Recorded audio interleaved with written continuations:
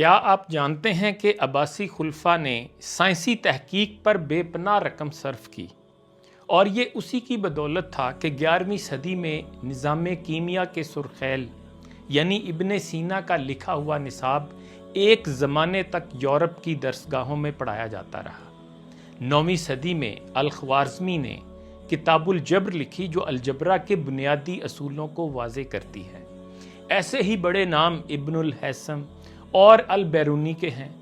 یونان کے سائنسدانوں اور حکماء سے سیکھ کر مسلمان سائنسدانوں نے سائنس کے اصولوں کو اوج کمال تک پہنچا دیا۔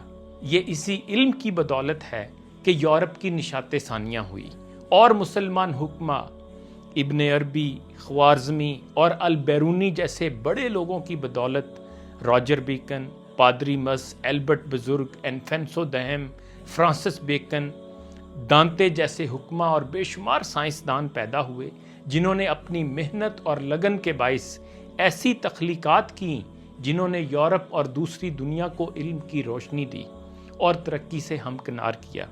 اسی لیے تو اقبال کو کہنا پڑا، مگر وہ علم کے موتی کتابیں اپنے آبا کی، جو دیکھیں ان کو یورپ میں تو دل ہوتا ہے سی پارا۔